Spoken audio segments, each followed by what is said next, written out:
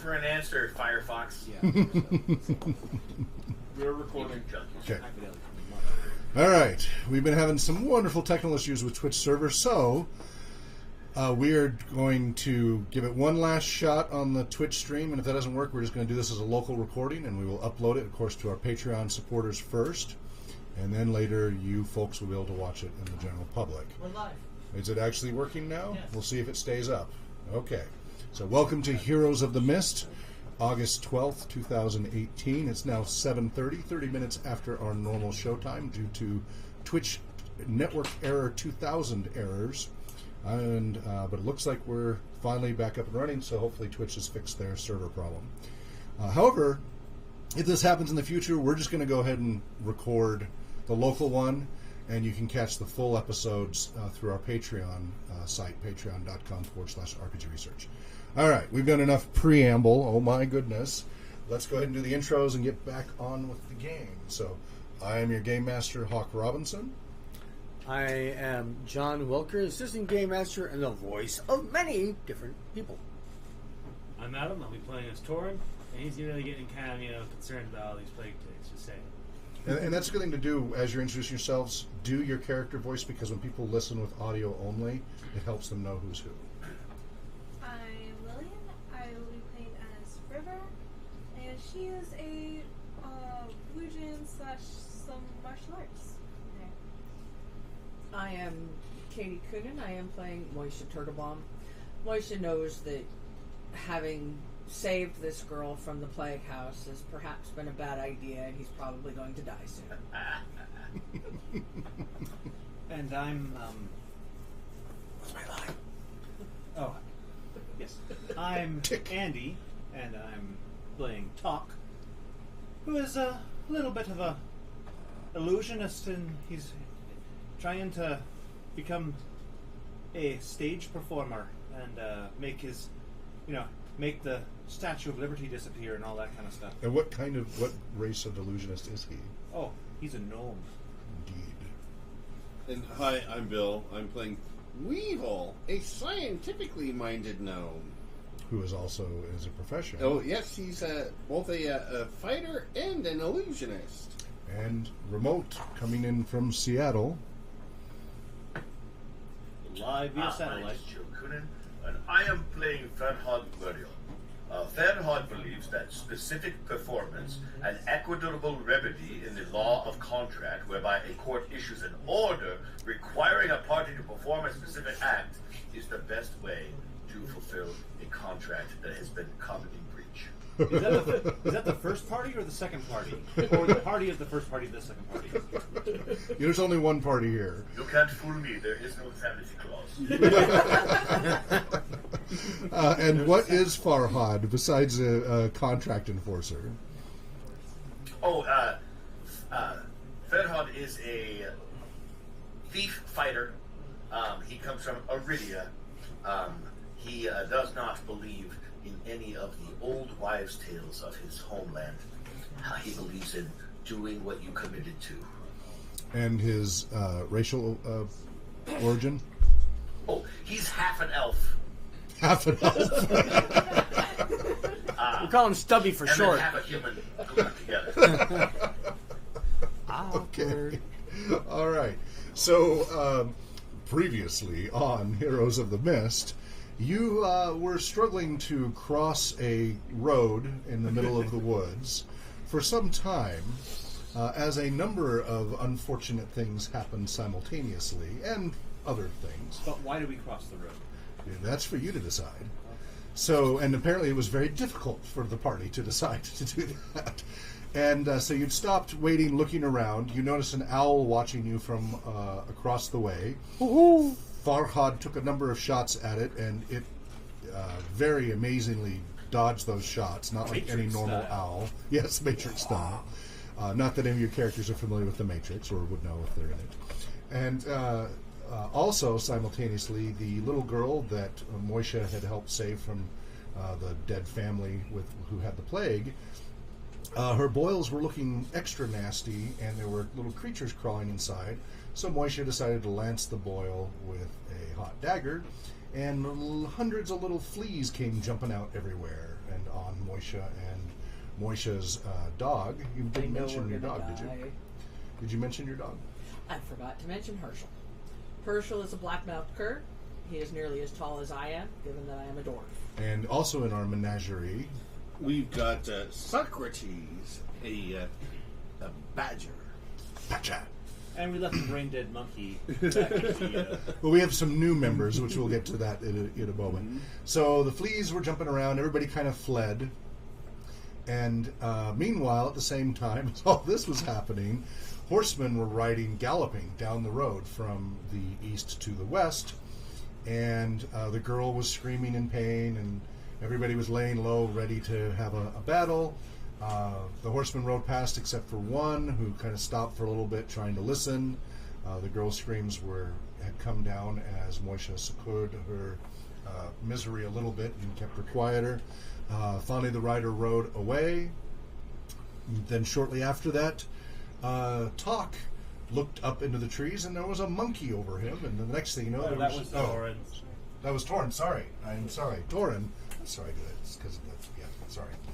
Torin looked up and saw a monkey, a dark monkey, dark-furred monkey. This is part of how audience members can affect what happens in the story. Somebody with the username Dark Monkey spent points on having a random encounter with some sort of animal. Not a harmful animal or anything like that necessarily. Though if you do dumb things. Harmful. you stick your finger in his mouth. Stick your hand in its mouth, in a wild animal's mouth. But I'd not stick his hand. whenever you spend hero points, we try to tie it in with your username in some way, if it's appropriate. And so then what happened as you saw the monkey? Oh, well, I tried to give it an apple, and then it just bit the dickens out of me, so I trapped it in my sack, so it couldn't get away. And I realized, well, it's having a fit. It's going to be really angry. It's probably going to bite me some more if I let it out. So I just beat it against the tree. Yeah, you After they wouldn't whacked the after they monkey wouldn't in let a me sack. stab it. What's that? After they wouldn't let me stab it. Yes. Smacked it against a tree, and it stopped making Oh. monkey sounds. And Farhad, are you feeling a little blue? yeah, he's gone. It's shifting There a we little. go. That's probably internet stuff.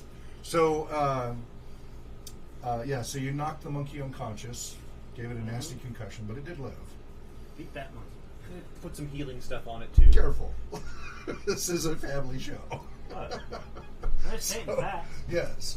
I have no And idea so then what you you're left the referring. monkey behind, and then all of you, after giving a large distance from the girl and Moisha and the dog, And Farhad.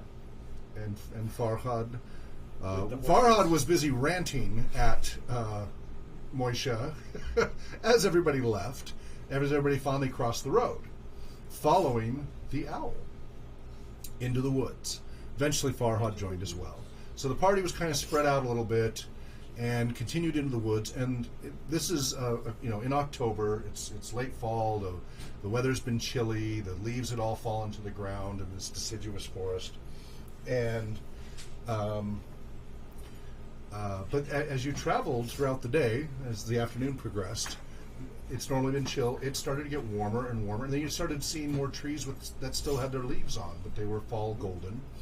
Then as you continued on, you started to see some green in the leaves, and as you continued on a little longer, you had you were in a warm climate. It was more spring-like than anything, and the trees were all fully leaved, and lots of animals, whereas prior to that, the animals were pretty minimal. And the animals were very curious and looking at you, not running away, keeping a distance. But the deer and the squirrels and everything else were looking at you. Weevil decided to talk with some of the squirrels and such, right, Bill? Mm-hmm. And had some dialogue with them. Do you recall what they were saying to you? No, not at all. Okay. Well, they kept saying stuff that didn't quite make sense to you. You kept asking about what's ahead and what's around, and they kept giving you an answer that you couldn't quite make sense of. That would be. Yeah, Well, you head's on weren't top of able your to make neck. sense of it. And a round is not square. I'm with So you continued forward through the woods, And finally, you came to a large clearing. In the middle of the clearing was a huge ancient tree, totally out of place from the rest of the trees around. The clearing was a few hundred feet across and elongated as well. It went on for about half a mile from south to north. And there was a stream coming in, actually a couple of streams coming in from the northeast to northwest, kind of converging around the tree, making it a small island, but they're just little creeks, they're not like deep rivers. And then continuing, to the southwest and going into the woods. Just as you came to the edge of these woods and came out, you saw lots of animals everywhere, but most notably a bunch of crows flying around. And as soon as the party came out of the woods, they all started to coalesce, and you all watched. Then they all started to dive at you, and that was where we left off last week. So, anything else I forgot that you feel is important for a reminder? So do you think I said I shoved an apple into the monkey's mouth? What? I shoved it into the bag where the monkey was to get his attention. Yes. Okay. I know you did. All right. Just make sure we were on the same page. What happened? I know, but your hand was in there with a food object in the dark. And it was freaked out. And it was freaked out because it was stuck in the bag. Oh, no. And your fingers smell like sausages. Well, it was in the bag, and you blocked it when you stuck your hand in there, as far as that's concerned. So, Okay. yeah, it freaked it out. So, anything else anybody thinks it needs to be brought up? Okay, so you're there at the edge of the woods.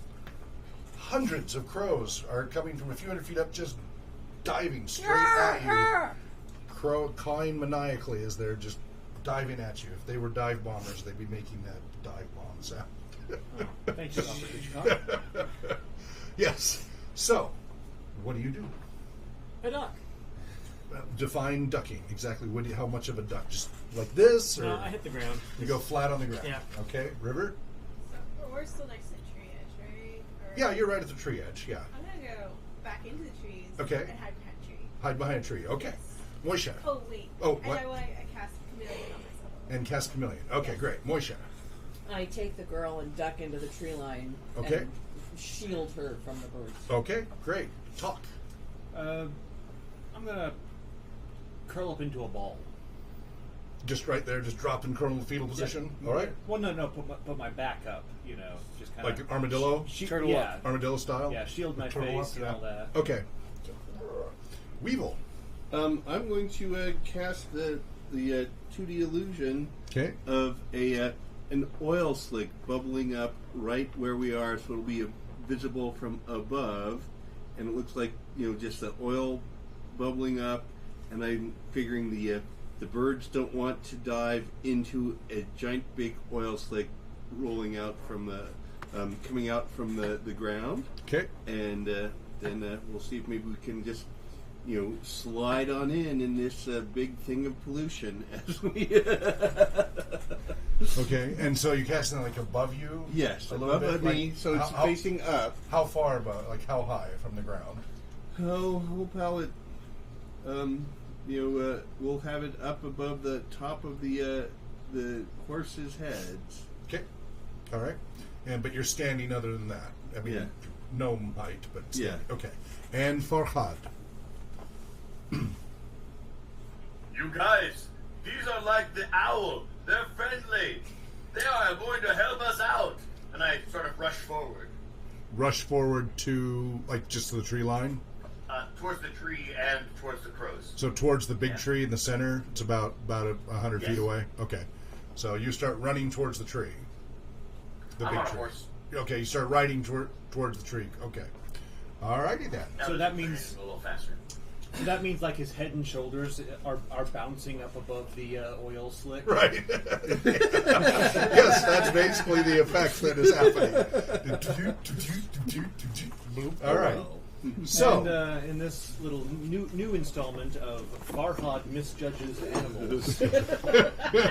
so you see the ravens all diving. They're coming at you. Have average intelligence. Some of you duck, some of you scatter. Farhad charges forth, just his head bobbing in and out. They do indeed, as short of the slick, peel off and away, avoiding